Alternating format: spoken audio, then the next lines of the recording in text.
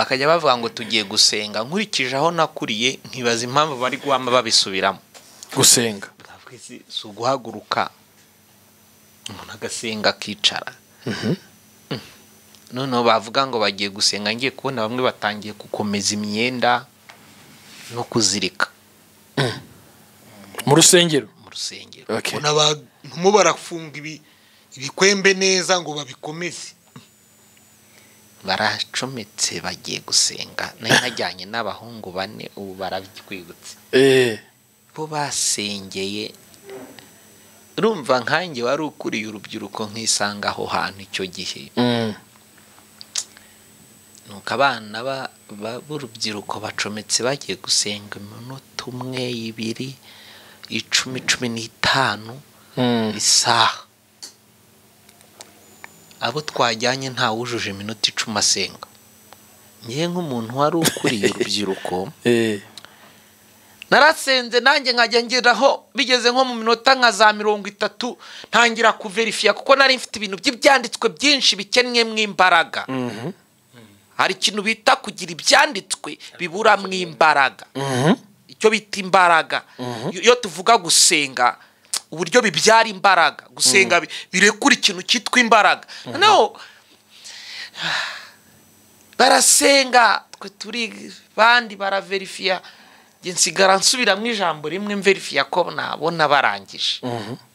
Sinjye warose icyo gihe.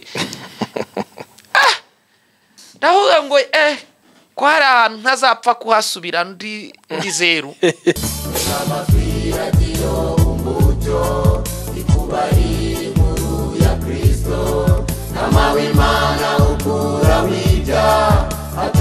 Radio Umuco ntekereza ko sindi ngenyine nkuko nabikubwiye, nabwe ngo dufite abashyitsi, dufite abatumirwa. Uyu munsi tuza kuganira nabo, tuza kubana muri iki kiganiro. Munyemerero duhereye iburyo bwanjye, umukozi w'Imana atangira dusuhuza, tuze kubana muri iki kiganiro twamenyanye, tuze gukomeza n'ibumoso. Ndabasuhuje mu izina rya Yesu Kristo. Amazina ni Habimana François, nkaba ndi umupasiteri, nkaba nyobora ministeri yitwa Inkuru Nziza Good News. Imana iduhana umugisha. Okay, twakomeza. Nitwa Kuradusenge Jean Dodier, ndirigo representative wa The Holy Israel Church, dukorera Nyamirambo hafi y'ibitaro bya Nyarugenge. Sinaryo iteka ryabwiye. Amen. Dufite umwanya muto ntidutinda, kandi nanone ubushize twari kumwe François, hanyuma twarebaga kuri iyi ngingo ivuga nanone kandi gusenga n'inkomoko yo gusenga. Hanyuma nanone kandi nitwabonye umwanzuro, nitwafashe umwanzuro, gusa twavuze ko abantu bakwiriye gusenga bibaye byiza, ariko nanone dutaha twumvikanye ko tuzagaruka uyu munsi dukomeza tuvuga noneho ni gute umuntu yasenga, nihe dusengera, ko twabonye bisa n'ibifite nanone amahame. Pastor François, uyu munsi nyemerera tuze guhera ku kintu kibaza wenda cyangwa se nk'ikibazo na benshi bakwibajije mbere ko nanjye nakikubajije, ahubwo noneho tubaze ngo uyu munsi iyo tuvuze gusenga, mbese umuntu yasengera he, yafatiye position yo gusenga? Iyo wafata yose wakumva ituma ugira ubusabane n'Imana. Bibiliya avuga ngo musenga iteka mu buryo bwose bwo gusenga. Position rero wafata niyo wumva igushyira mu busabane n'Imana. Hari abasenga bapfukamye, hari abasenga bahagaze, hari abasenga bicaye, abasenga barira, hari abasenga banaryamye hasi. Bakumva wenda nibwo buryo bumva barushijeho gushyikirana n'Imana. Ariko hari irindi jambo Paulo yongeyeho, yavuze ngo nzasengesha umwuka ariko nsengeshe n'ubwenge. Ni ukuvuga ngo muri uko gusenga, uburyo bwose wakoreshamo, uburyo bwose wabigenza, ugomba no kwirinda ibintu byagushyira mu kaga. Rimwe na rimwe tujya twirengagiza ko Imana yaduhaye ubwenge. Yaduhaye ubwenge.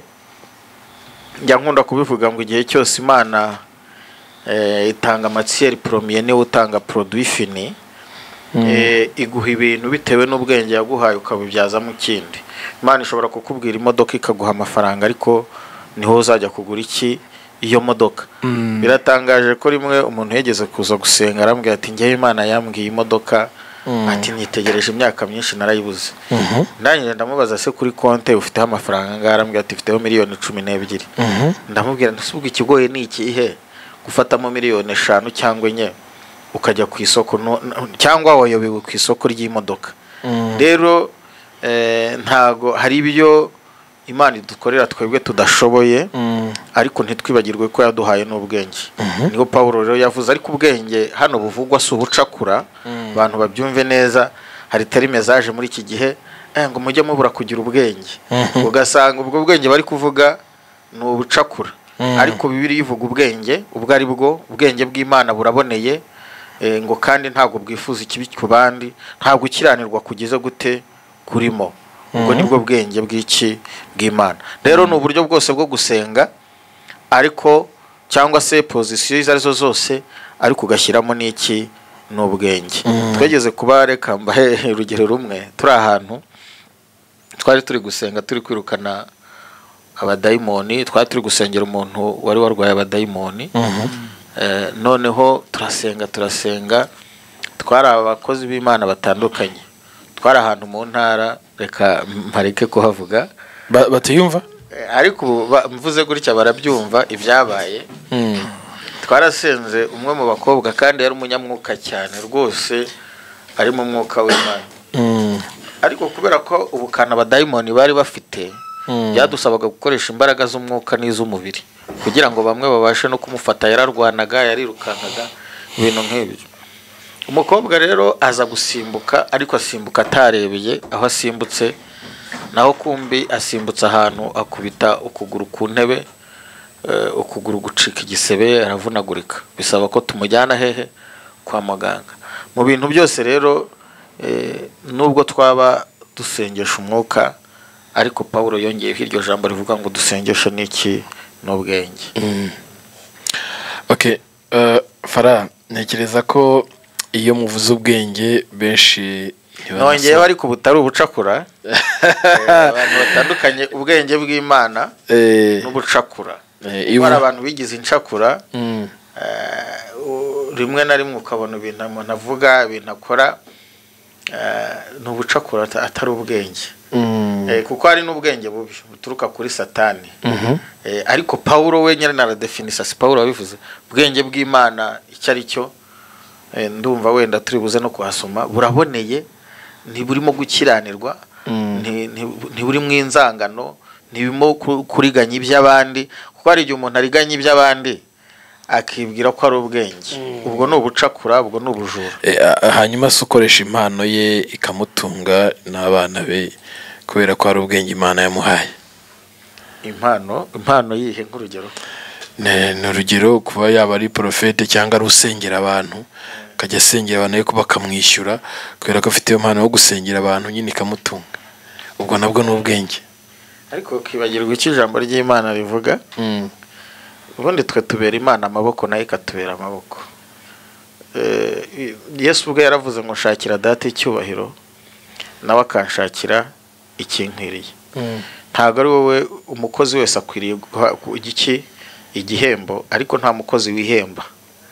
Iki gisobanuke neza. Umukozi wese akwiye iki? Ibihembo. Ngira ngo na hano kuri radio Umucyo niyo system ihari.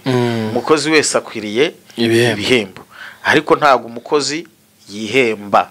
Ibyo mu bitandukanye, kuko hari n'abantu bakimbajije icyo. Nibyo koko baba bakoze, Paulo yarabivuze ngo tubabebemwe iby'umwuka, batubebemwe iby'umubiri, ariko ntabwo ari twe duhindukira ngo tujye kubyiha. Twebwe turabiba tugategereza gusarura. Rero ikibazo hari n'abasarura aho batanabibye. Ikindi kandi navuga, nimba ari abakozi koko bukuri bafite ikigo cyemewe bakorera, ndavuga mu buryo bw'umwuka, bakaba bemewe n'ijuru, ndakubwiza ukuri, nta wakoreye Imana ngo yikorere amaboko, Imana izabahemba mu buryo bumwe cyangwa se ubundi. Rero wishaka gukora ngo nushaka ube na directeur financier cyangwa ngo ube human resource cyangwa izindi Byose department, ubyikubire. byose ubyikubire aba ari wowe wigenera n'umushahara. Ibyo ntago administration yo mu buryo bw'Imana ikora gutyo. Okay. Urakoze cyane Pastor Jado.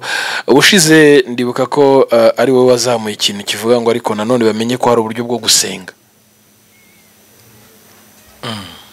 Bantu bakwiriye gusenga gute? Usibye ibyo yaravuze twavugaga position ushobora gusengeramo, ariko nanone hari uburyo bwo gusenga. Bantu iyo tubwira abantu gusenga tukabireka aho byaturutse, na Yesu yarasenze, warabivuze ubushize ku musozi ari gusenga, ariko noneho uravuga ute ariko nanone abantu bamenye ko hari uburyo bwo gusenga.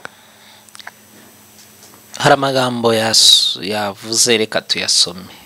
Reka tuyasome, ni muri Efeso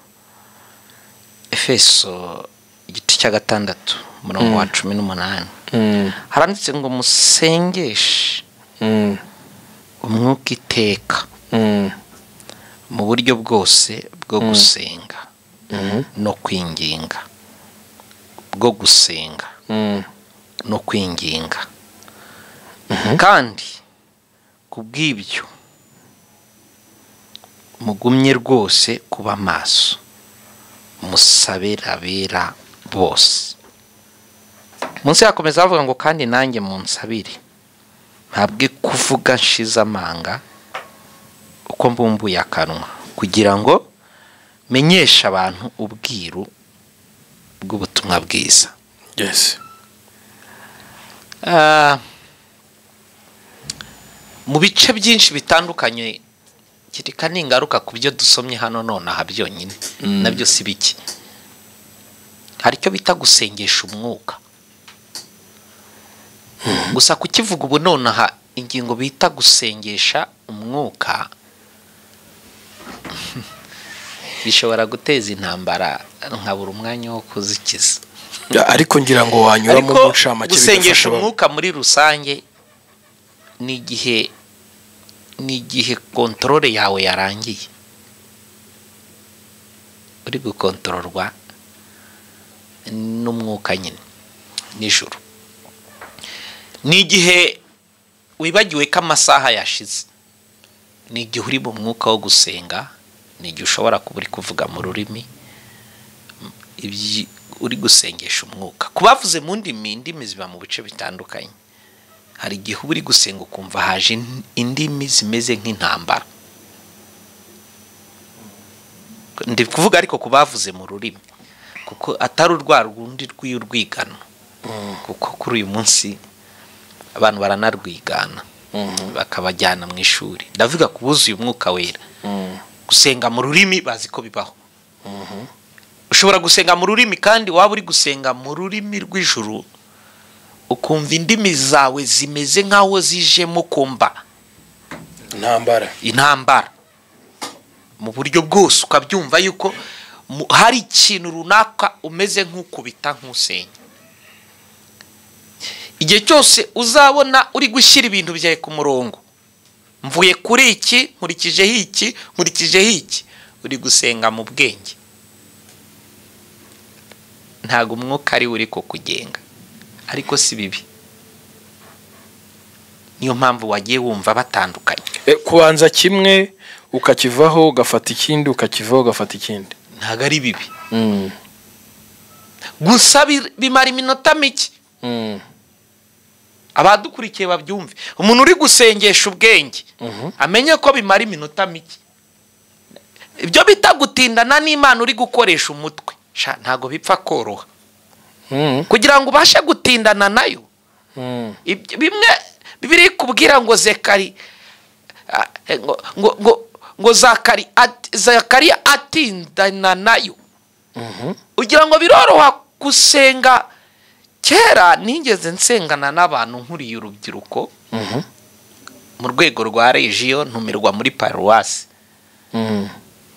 y'ahantu mu cyaro. Ndahaguruka njyayo nk'umuntu bakiriye, bavuze nkasanga ahe bari gusenga mu masaha yegeye imbere, bakajya bavuga ngo tugiye gusenga. Nkurikije aho nakuriye nkibaza impamvu bari guhama babisubiramo. Gusenga si uguhaguruka umuntu agasenga akicara. noneho bavuga ngo bagiye gusenga, ngiye kubona bamwe batangiye gukomeza imyenda no kuzirika mu rusengero. Okay. abantu barafunga ibikwembe neza ngo babikomeze, baracometse bagiye gusenga. Nayo najyanye n'abahungu 4 ubu barabyigutse bo basengeye. Urumva nkanjye wari ukuriye urubyiruko nkisanga aho hantu icyo gihe. Nuko abana b'urubyiruko bacometse bagiye gusenga iminota 1, 2, 10, 15 isaha. Abo twajyanye nta wujuje iminota 10 asenga. Ngiye nk'umuntu wari ukuriye urubyiruko narasenze nanjye nkajya ngeraho bigeze nko mu minota nka za 30 ntangira kuverifiya kuko nari mfite ibintu by'ibyanditswe byinshi bikennye mw'imbaraga. Hari ikintu bita kugira ibyanditswe bibura mw'imbaraga. Icyo bita imbaraga. Iyo tuvuga gusenga uburyo bibyara imbaraga, gusenga birekura ikintu cyitwa imbaraga. No, barasenga twe turi bandi baraverifiya, nsigara nsubiramo ijambo rimwe mverifiya ko nabona barangije. Sinjye warose icyo gihe. Ndavuga ngo ko hari ahantu ntazapfa kuhasubira ndi zeru, ndi umunyamubiri. Sinari umunyamubiri wo mu byaha, ariko mu kintu cyitwa gusenga nari bucura. Nisanze nyoboye abantu bandenze mwisi y'umwuka. Uko ubona mu gisirikare umuntu akurusha amapetu ukatera isaru tutagendeye ku myaka. No mu mwuka nuko umuntu aragusiga ukaba wamusiga mu matayito n'ibindi, ariko ugasanga yaragusize aha nahi. Rero mu kintu bita gusengesha umwuka, gusengesha umwuka mutagira ngo ni ikintu cy'uryama kidafitanye isano n'ubukure. Gusengesha umwuka bigirana isano n'ubukure no gutindana n'Imana, ubumaze kumenyera gusaba no gusabana warabitandukanyije. Ibyo nicyo nari nshatse kuvuga. Rero gusengesha umwuka Bibiliya igarutse ku kindi kintu, iravuze ngo uburyo bwose bwo gusenga. Dans d'autres termes, gusenga bifitemo uburyo. Niyo mpamvu ni muri gusenga hari aho wumvishe hari isengesho rikwiye gusengwa rigasaba. Aho banyumvi cyane navuze ko gusenga ari ugusabana bitandukanye no gusaba. Ariko none muraza kutubwira ariko n'ibice byo gusaba none mu bisobanuro byo gusenga. Igihe usenga si gitangaza ko nshobora kugira focus yo kugira icyo nsaba. Hari isengesho umuntu asenga agomba gusaba kubera ko ababaye, kubera impamvu atumye asenga asaba. Iryo sengesho riremewe. Hari isengesho wumvishe ryo kwinginga, isengesho ryitwa kwinginga Imana, rirongera rigatandukanywa n'isengesho ryitwa iryo gutaka. Nshobora kuba ndi kwinginga Imana ngo igire icyo ikora ariko ntari gutaka. Ibi byose ndi kuvuga bigiye bifite verset biblique, bifite ibyanditswe bibihamya. Iyo umuntu asenga aha turavuze ngo ryo kwinginga, uwinginga afite uko ubu nshobora kwinginga François ngagira ibyo nkorera ariko ntari gutaka. Hari n'isengesho rishobora kugira n'isano n'umubabaro n'agahinda ugezemo bikaba ngombwa kutakira Imana. Bibiliya isobanura hejuru y'imitakire uburyo abayahudi batatse, uburyo abisiraheli batatse 2:23 kuva na 22. Imana yumva gutaka kwabo. Isengesho ryo gutaka bigira n'isano n'ibyo uri gukorerwa n'ibyo uhagazemo. Isengesho ryo kwinginga rishobora kugira n'isano n'ibyo ubabaye kandi utashaka kugivinga up. Luka 18:6 mwibwira ko so mu ijuru azabura kurengera intorezi zimutakira ku manywa na ninjoro bibiliya igenda itandukanya uburyo bugiye butandukanye. noneho Pawulo ari kuvuga ngo munsabire, hari n'isengesho ryitwa ry'umuntu asenga kuko ari gusengera undi muntu amwingingira. hari isengesho umuntu asenga kuko ari kuramya Imana, ugasenga uramya.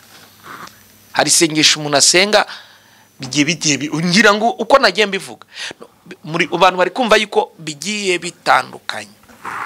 rero hari ukuntu umuntu agera mu rwego rwo gusenga asaba, ku kazi yuko Danieli yingingiye ngo abaze kureba asanga imyaka yo kuba mu bunyage ari 70, asanga yararenze, aho ngeze ni ku 9, atangira kwinginga. abantu biswe ko badukurikiye mu byiciro by'abasenzi, eglise hafi ya zose kereka zimwe na zimwe uzazisangana umutwe witwa abinginzi bitorero. abinginzi rero hanini ntago umwinginzi aba agomba kwigarukaho, nunigarukaho uzigarukeho atari mu mwanya wo kwinginga. uwinginga yingingira itorero by'umwihariko abaririmo. wingingira igihugu, wingingira itorero, wirengaho ukareba public. ariko utirengagije ko hari abantu dufite batemera abinginzi. nanone impamvu yo kutemera abinginzi nazo baba bazifite zabo ku giti cyabo. iyo ugiye rero kumusubiza ngo kuki utabemera, bibiliya sivuga ko kwinginga bitariho. uzasome n'ubwabyo umutwe wa Azafu wari ushinzwe iki? guhoza Imana mu kubaho kwayo. umutwe wa Azafu wakoreshaga ubwo buryo bwo kuramya Imana kuva mu gitondo. yari yarafashemwe abantu bagera mu 4,000. igihumbi cya mbere cyavanaga mu gitondo kikageza saa 6, ikindi kivana izo saa kikageza saa 12, saa 12 saa 6, saa 6 bugacya. niko Dawidi amaze kubuzwa kubaka inzu y'Imana, ikamubwira ngo wowe ukore production, ushyireho pra y'ibikorwa yuko bizagenda, ushyireho igenamigambi ry'uko ibintu bizagenda. Dawidi yararebye aravuga ngo ngewe nzashaka ibikoresho gusa, icyo nicyo nkwiye gukorera Imana. afata umwanzuro wo kugira ngo ihore izamurwa, yibutse iminsi ya kera, asanga Imana hari icyo agiye kuye gukora ku bwayo, ashyiraho uwo mutwe. iyo Dawidi yavugaga ngo nanjye nzaba mu nzu y'Uwiteka iminsi yose nkiriho, ntago ari Dawidi n'akazi yari afite wahoraga mu rusengero, yari afite ibikorwa. abo bantu barahembwaga, kandi ni government yabahemberaga iki? kubyina ngaho yankuye, kuyisenga no kuyiramya, cyuro cy'Uwiteka kikagaragara. rero uretse n'umuntu waba atazi ibigendanye n'ibyanditswe, muze gusoma ubasha gusenga Imana ugendeye yuko umwenda ukingirije era urusengero watabutse ngo wigerereyo, ngo ntukeneye iyindi intervention. ariko n'uburi gusoma uzasanga uwo bita Koroneliyo, ibyakozwe n'intumwa 10, yarasenze agezeho marayika aza. marayika yaje sugira ngo yamukemurire ikibazo, yaramubwiye ngo shaka Petero agufashe. ibaze gusenga marayika akakwitaba, ariko yaza ntazana igisubizo, akakurangira ugufasha. biba bishatse kukubwira ngo intervention y'undi muntu ni necessaire mu gihe cyawe cyo gusenga. niyo mpamvu bibiliya izakubwira ngo 2 cyangwa 3 iyo bateraniye hamwe. none si iryo jambo n'injuri rivuga 2 cyangwa 3, ugira ngo nuko umwe se atumvikana? nuko ari cy'ingenzi yuko hari imbaraga zo guhuza umutima no gusenya. Petero ari mu nzu y'imbohe, ibyakozwe n'intumwa 12, usoma umurongo wa 5 wowe udukurikiye urebe. abitorero bagira umwete wo kumusabira. iri jambo Pawulo ubwe, umukozi w'isumba byose, akebuka abantu arababwira ngo kandi nimwiyiteho gusa ubwo muri bube musabira bera, mugire ngo nge simbabaye, nanjye munsabire kugira ngo mbashe kuvuga nshize amanga, mishura ubwiro. n'ubungu bureka mbasasira inzobe. buri mu pasteur ahava akagera agize umugisha, umukristo we yamusengera, yamusabira, yamwingingira. icyambere umukristo wagusabiye muri we hazamukamo umutima wo kukwifura, ntabwo aba agusabira ibibi, yifuza ko Imana igukoresha ubashe kuvuga ubwiru. Hari ibintu bitari mu ijuru byamanutse, n'abadukurikiye babyumve. Mukeneye no kwinginga Imana kugira ngo musengere n'abakozi b'Imana, kugira ngo ibyo bihishwe, ibyitwa ubwiru, bagire umwuka wo gushira amanga wo gusobanura ubwiru buhishwe, kuko hari ibyo uzi ngo biri mu ijuru kandi biri hano. Izina ry'Uwiteka rihabwa icyubahiro. Rero kutemera abagusengera, kutemera abakwingingira, ngo ntago wemera abinginzi, ni uburenganzira bwawe bwo kutabemera, ariko si uko ari bibiliya yabivuze gutyo. tuvuge ko ari ubuyobe bwawe ahubwo. Oya, ntabwo umuntu avuga ngo ntiyemera no kutemera, ni ukwemera. No kutemera ubwabyo ni ukwemera, nk'uko utavuga ngo ibidiri mw'ubusi biri mu mwuka. biba ubuyobe ryari none? iyo bitandukanye n'ukuri kucyo wemera. Donc no kuvuga niba twebwe twemera bibiliya kandi nawe ukavuga ko uyemera, ariko ugakora ibitandukanye n'icyo bibiliya ivuga cyangwa ukigisha ibitandukanye, ibyo byitwa ubuyobe, kuko uri kwigisha hirya y'icyo wemera. Sinigitangaza ko akenshi gahariya mu bintu bisanzwe bigendanye na diplomasi, arangije arambwira ngo nawe kweri yajyagingaga Bible kuko yambonanaga bibiliya kenshi. Nawe koko warayobye? Arangije atangira kumpa explanation igendanye n'amateka asanzwe twari twize bisanzwe. Arangije ndamubwira si iki gitabo wagisomye kangahe? Arangije arambwira ngo si ngombwa ni wowe ukwiye kugisoma. Ndamubwira ngo no muri science baravuga don't judge book by its cover. Ntabwo umuntu ajyaginga book akwiye guca urubanza kurikiye ku by'inyuma, ahubwo wowe uzagisome gatatu nukirangiza tukidisikasingeho. Naho kuba utaragisoma ukakikritika uri umuswa. Banza ugisoma ugikritika ukizi. Rero hari igihe mwebwe mwibwira ngo umuntu ngo yayobye atarigeze ajya mu nzira, atagize atekereza kugenda, tukihutira kuvuga ngo yayobye ntaho yajyaga. Niba se atagendaga yayobye ati? Murakoze nicyo nabivuga. Reka tugaruke kwa Paseri François. Paseri François ijado yongera bigarukaho avuga ariko kwinginga, gusaba.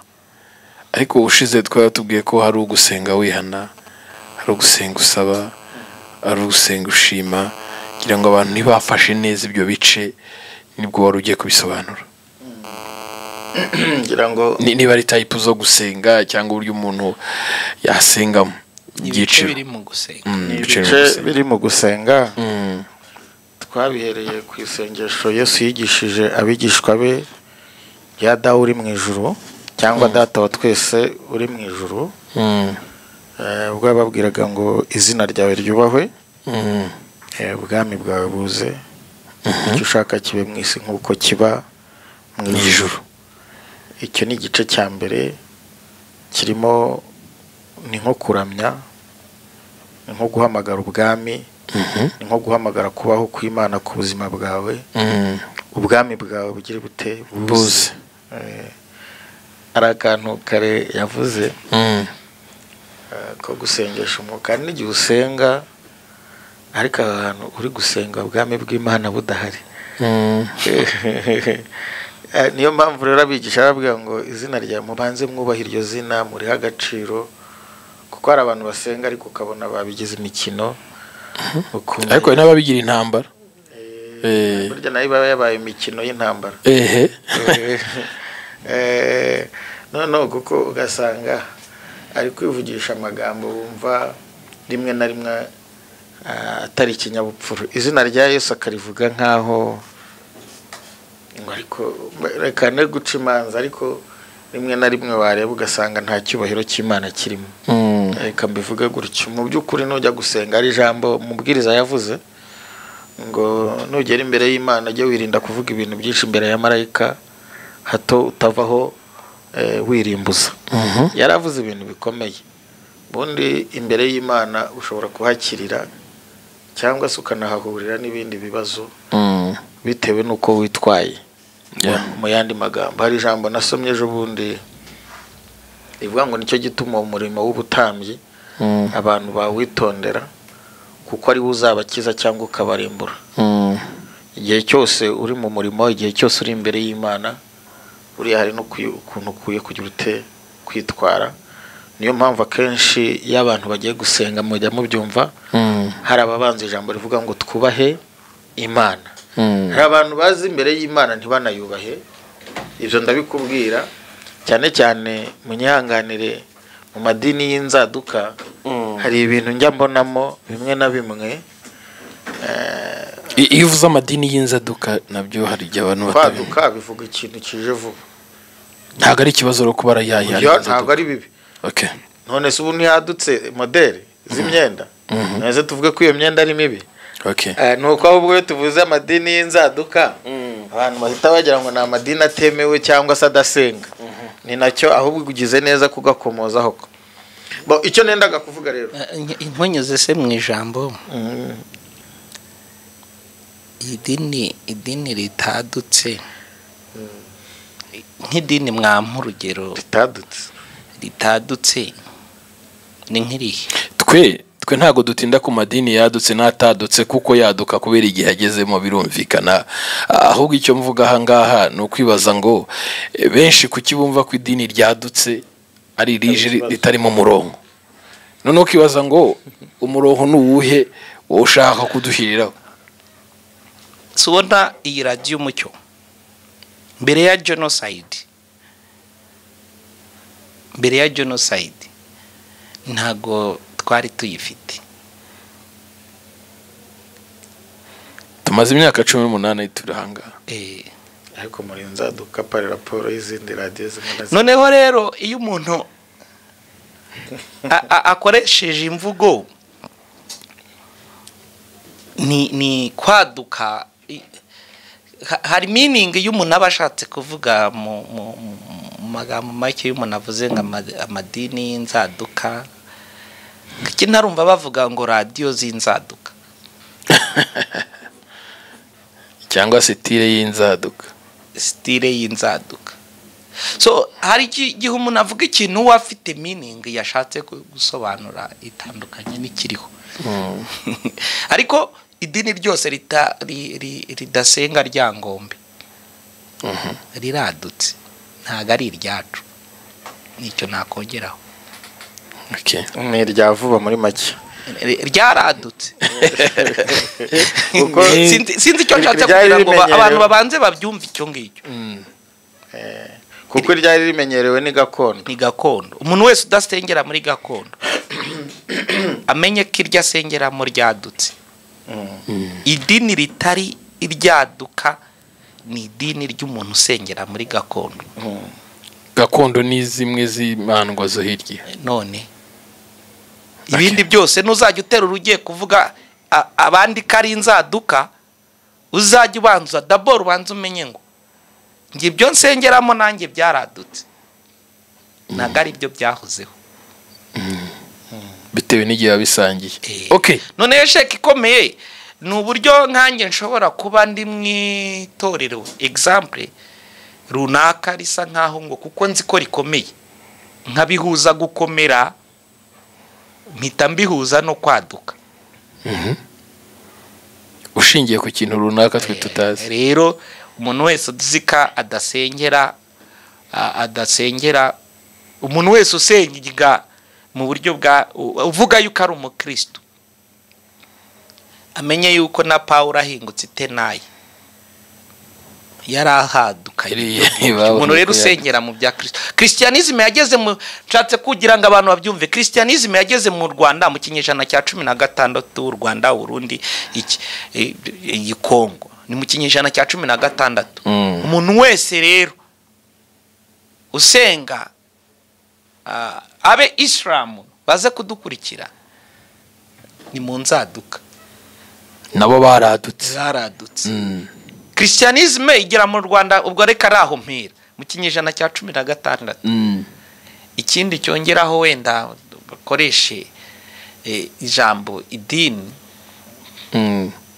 reka menire mwaho naringeze akoresha idi nakomeze nashatse ngo tubanze kumvikane yuko inzaduka ari imbere ya christianism tuje ahubwo mwaza no gusobanura idini n'amatorero aho bitandukaniye ibyo ari byo nshatse kuvuga ko christianism yose yadutse na isilamu ni inzaduka kuko tuzagira n'igihe cy'idini n'ubukristo bwose ni ubwaduka kereka mbere ya christianism wari ufite izo yasengaga nizo zitadutse murakoze ariko tuzagira igihe cy'amadini n'amatorero ntacyo ngombwa nta nubwo focus ya radio Umuco ariyo birumvikana kugira ngo tuvuge amadini n'amatorero cyo nari nshatse kumenyekanisha ibyo tuzabikora nk'ikiganiro dusobanura abantu bagoye gusobanukirwa icyo bita idini n'icyo bita itorero kugira ngo tubaho umucyo n'ubundi niyo mpamvu turi hano ariko none aha turiho turavuga nari ndi kuvuga rero ku bice bitatu bigize gusenga aho Yesu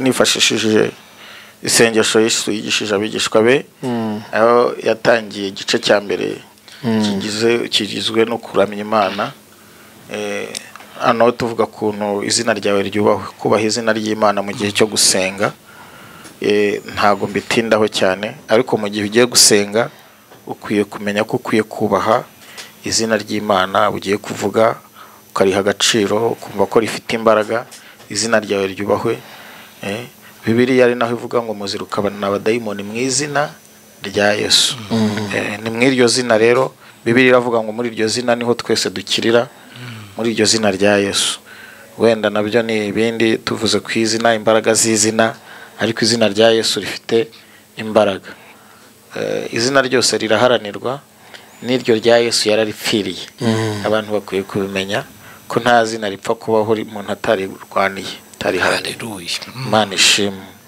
icya kabiri yabigishije muri icyo gice cyo kuramya ubwami bwawe buze gusengera muri presence y'Imana gusengera mu kubaho kw'Imana hari igihe Salomo yubaka inzu y'Uwiteka bibiliya iravuga ngo icyo gihe abatambyi bari biyejeje bataha inzu y'Uwiteka umutwe wabo wo kuririmba uraririmba n'inzu yose yuzura umwotsi yuzura icyubahiro cy'Uwiteka muzi ko hari igihe musenga mwaba muri mu rusengero cyangwa muri ahantu muri gusenga ariko nta cyubahiro nta presence y'Imana ihari nta kubaho kw'Imana ariko mu gusenga kwawe ukwiye guhamagara kubaho kw'Imana murabyibuka Yesu ari ku musozi n'abigishwa batatu ngo arasenga ngo ako kanya ubwiza bw'Imana burabatwikira Eliya aragaragara ndetse na Mose ariho Petero yavuze ngo turaca ingando mu by'ukuri iyo dusenga ijuru rishobora kururuka rikabana natwe aribwo Imana itangira ishobora kukuganiriza ikabaha amakuru y'ijuru ariho muri wowe wumva ibintu bihindutse kumva hari izindi mbaraga zinjiye muri wowe kumva hari utuntu tw'udushagarira tugufashe ukumva agahinda wari ufite kareyutse ukumva hari izindi mbaraga uhawe mu buryo bwo gusenga niyo utavuga mu rurimi ukumva hari undi munezero iyo icyubahiro cy'Imana cyamanutse ujya kubona ukabona abantu bahuzuye amarira bari gusenga barira nibwo ujya kubona ukabona umuntu ari kwihana nta n'umuntu ubimuhase nyambwira abantu hari umuntu wamwe ngo ariko ngo kwara amatorero amwe namwe ngo batigisha kwihana cyane ngo buriya si amasataniste ngenda babwira ngo ntago ari uko nge nca imanza iyo ubwiza bw'Imana bwamanutse iyo icyubahiro cy'Imana cyamanutse abantu bihana nta n'umuntu ubibategetse kubera ko imbaraga z'Imana zagize gute zamanutse muribuka Zakayo ahura na Yesu ntabwo ari Yesu wamubwiye ngo ihane ahubwo presence ya Yesu kubaho kwa Yesu imbere ya Zakayo kwatumye Zakayo atangira kwihana no kuvuga ibyaha yakoze Yesu ntabyo amubajije iyo ahantu hari ubwiza bw'Imana iyo ahantu hari icyubahiro cy'Imana nta nubwo uhatira abantu kugira gute kwihana ariho rero Yesu yavuze ngo nimusenga muvuge ngo ubwami bwawe buze Yesu ubwo yaravuze ngo ndababwiza ukuri ko muri mwebwe hari abazapfa hari abatazapfa batabonye ubwiza bw'Imana bumanuka hagati hehe muri bo turi mu isi rero tujya tukumbuzwa ijuru tujya duturana n'Imana mu isi y'umwuka ibyo n'ibindi wenda nanabitindaho igice icyo cyari igice cyo kuramya ubwami bwawe buze icyo ushaka kibaho mu isi nk'uko kiba hehe mu ijuru mu gusenga kwawe ukwiye kongeraho ko hakwiye kubaho no gushaka kw'Imana. Rimwe na rimwe igihe cyose negeze nsenga njya mu masengesho y'iminsi 14 yo kwiyiriza ubusa yo kwiyiriza ubusa. Naryaga nimugoroba, ntabwo njya mbwira abantu gukora ibyo nanjye ndashoboye, ntabwo ngiye rwose. Cyakora hari umukobwa umwe twajyaga dusengana na n'uyu munsi yarantangazaga, yitwaga Uzayisenga. Ndakubwiza ukuri yajyaga mu minsi 5 nta kintu ariye, ariko ngiye byari byarananiye, ntabwo ngiye kwirarira. Iminsi 5 yashiraga nta kintu akojeje mu kanwa. Ngiye nasenze icyo gihe 14 ariko naryaga nimugoroba. Nari mfite ikintu ndi gusengera kandi numva nshaka ko Imana igikora. Uzi ikintu Imana yansubije? Imana yarambwiye ngo ariko mwana wanjye ningenda gahoro. Nyuma y'iminsi 14 yashize nta kimana imbwiye. Nyuma gato yanyirangije nibwo yansuye irambwira ngo iga kugendera ku ntambwe yanjye. Ningenda gahoro ugende gahoro, nihuta wihute. Ariho rero navuze ngo nusenga ujye wongeraho ngo ntibibe uko nshaka ahubwo bibe uko ushaka. Ariho ryavuga ngo icyo ushaka kibe mu isi nkuko kiba mu ijuru. Kenshi turashaka ko ibyo dushaka ari byo biba. Igice cya kabiri rero twihuse mu minota dufite ni igice kijyanye no gusaba iby'ubuzima. Gusaba muri make ifunguro ridutunga uriduhe none. Ntago Imana itubuza gusaba iby'ubuzima bwa none. Ari naho Petero yabajije ngo two twaretse ibyacu tukagukurikira uzaduhemba iki? Arabwira ngo mukiri bw'isi nzabakubira inshuro 100. Ari naho Migani yabivuze banga ngorana n'umukiranutsi n'ubukire, icyubahiro n'ubugingo. Hari abantu bazi rero ko gusengera ibyo muri ubu buzima bwa none ngo ari sakirirego. Hari abantu babifata uko ngo ikintu dukwiye gusengera ari ijuru, ari iherezo ryiza.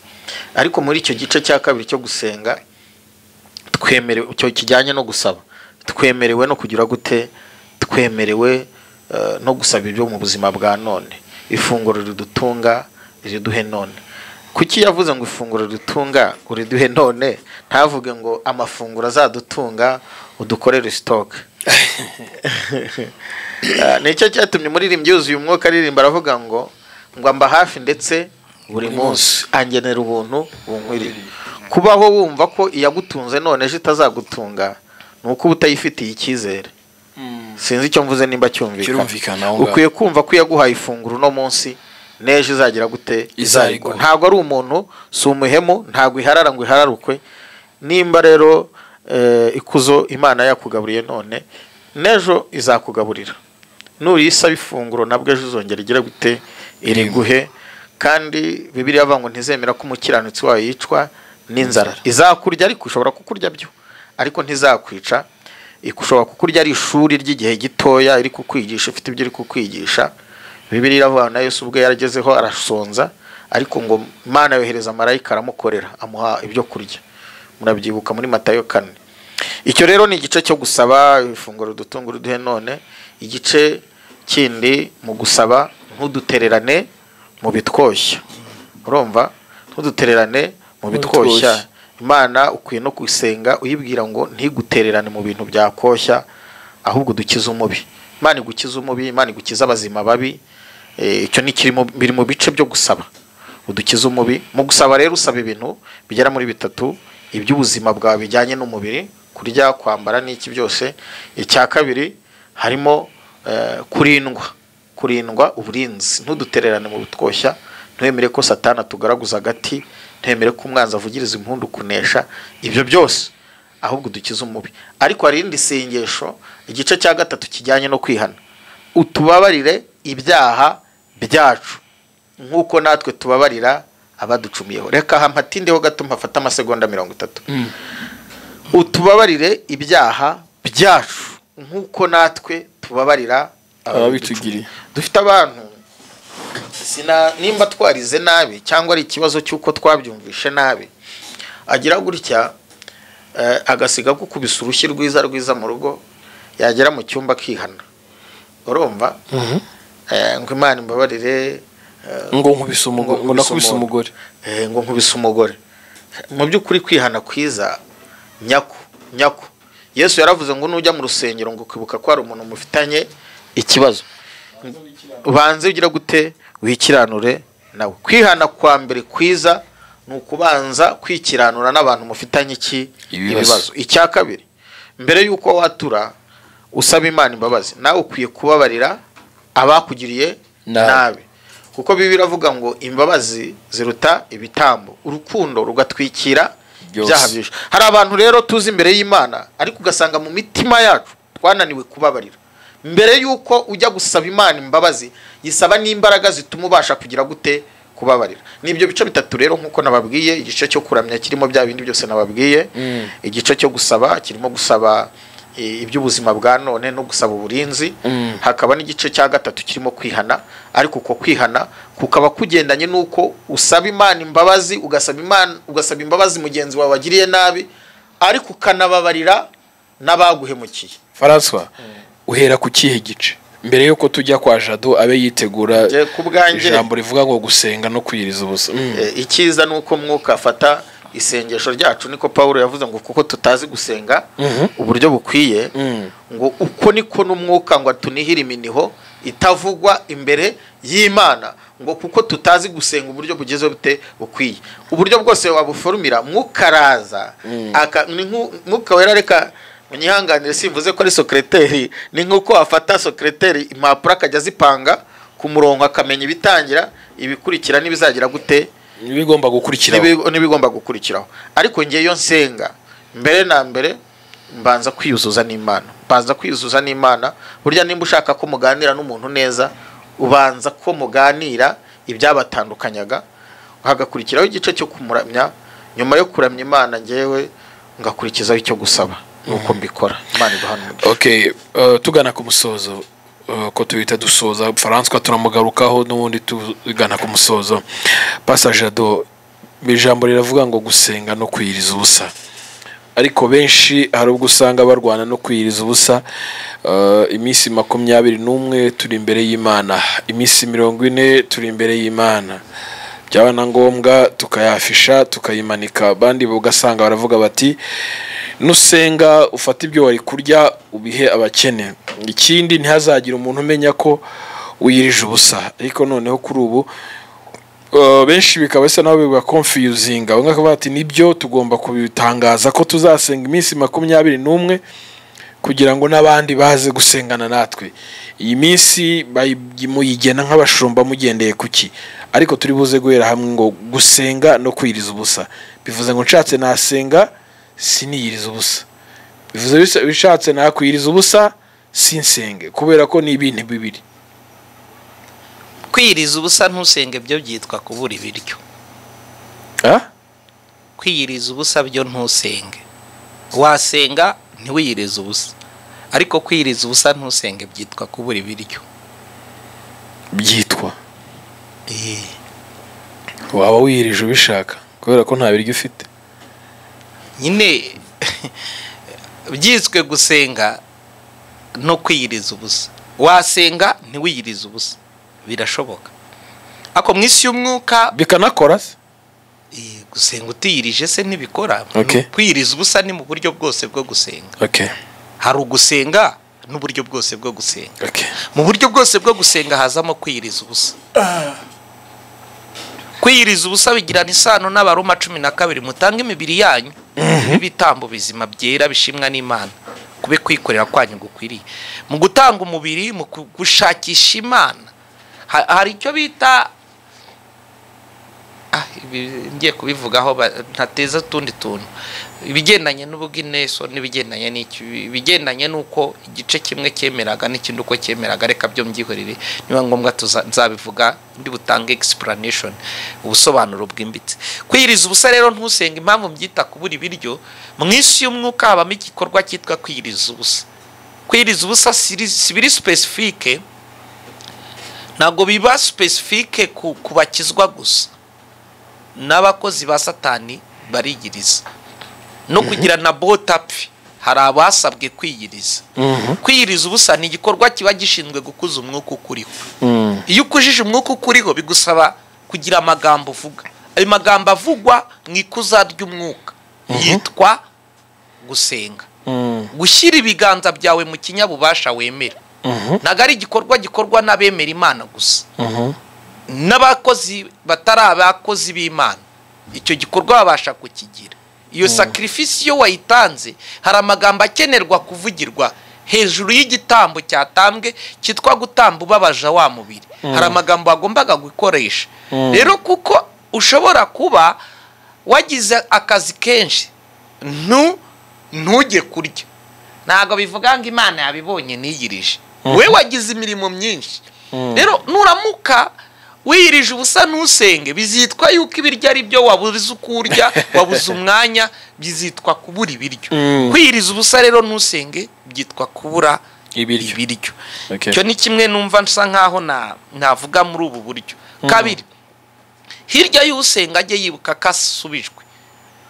Bibiliya iravuga ngo ndumva ni Mariko 11:24, nimusenga mubishikamije umutima. Umva ko Bibiliya ivuga, izere kubihawe kandi uzabibona. Ntabwo wanditse ngo urabibona.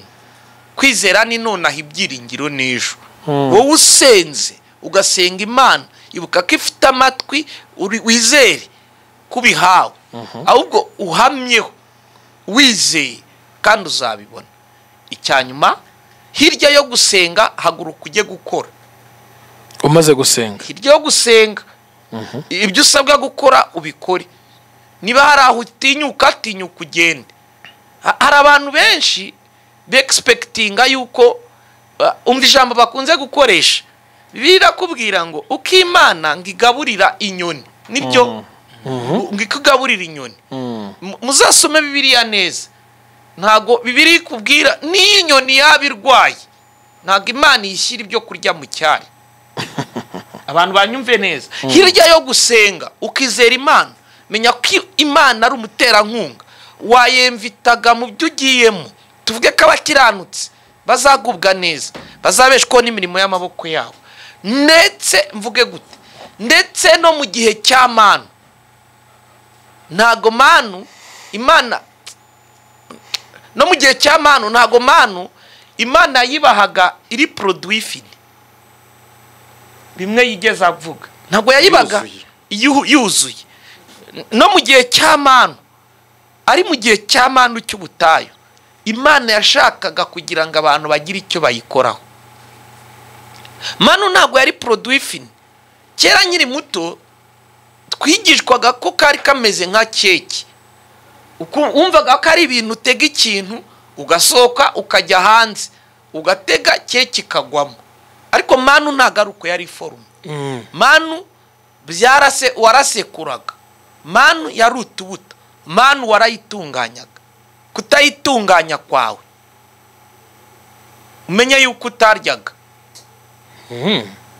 Katubibaze Bibiliya iminota yo yadutwaye, iminota ntibudukundire. Reka tudusome icyo cyane. Ariko wasoma icyo cyane twe dugana ku musozo. Turebe muri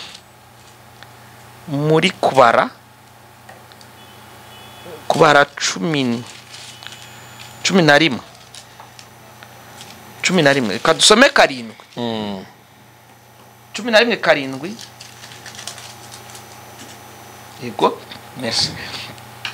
Manu iyo yasaga n'imbuto n'utubuto tw'ibyatsi byitwa gadi. Ishusho yayo yasaga n'iby'ubushishi bwo ku giti bwitwa budono. Abantu baraseraga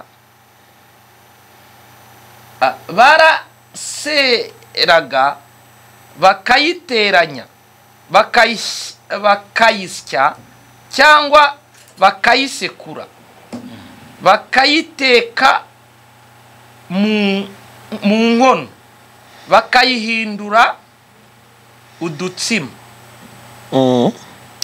Kuryoha kwayo kwari nk'udutsima twavuganywe n'amavuta ya elayo.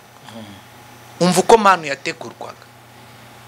Umuntu, reka nsoreze na hano hantu, impamvu gukora sinzi ijambo yakoresheje ari buri gihe. Iyo wabaga utoye ibyo udakeneye, bwacyaga byabuze. Ibirenze ibyo ugomba kwakira. rya funguro iyo wafataga ibirenze ibyo ukeneye bwacyaga byaruze. Kuki Imana itarekaga ngo umuntu akora saving ejo? Nuko Imana yashakaga ngo bakore buri munsi, nubwo bari mu butayu bajye kutoragura utwo tubuto, abasekura, abagira gute. Umuntu wese uri mu rusengero ari gusenga Imana ngo imutabare, icyo ashaka amenye ko hari uri kugikora. Uri gusengera imodoka, hari abantu bagomba kuba bari gukora imodoka.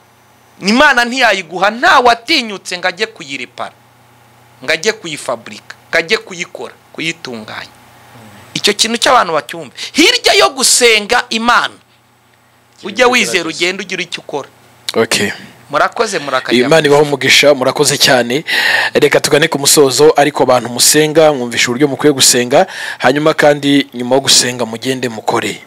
Imana ibashigikire, mwizere ibyo musabye data arabikora mu isi y'umwuka bizakunda. Hanyuma ukenera kubavugisha, reka tubanze wenda tubanze dusenge, Pastor Jada dusengere, hanyuma tugane ku musozo, nyuma tugaruke dusoza dutanga nimero za telefone. Turagushimiye Imana yacu, tugushimiye kuri umukozi w'umuhanga, tugushimiye iki kiganiro umuco amateka, tugushimiye icyo kigomba gukora muri twe, izina rye rihabwa icyubahiro. Tugushimiye Radio Umucyo wafashije kugitegura, kuba kwe kwitwikire, uhageze wese yumve kugira neza kwawe, ukoresha abakomeye n'aboroheje kugira ngo ive ku rwego igere ku rundi, wiheshereze icyubahiro muri yo kuko yagura ubwami bwawe. Ngushimiye byinshi bitandukanye kuri yo, ngushimiye ibyabanjije n'ibikurikira, mazina rye rihabwa icyubahiro.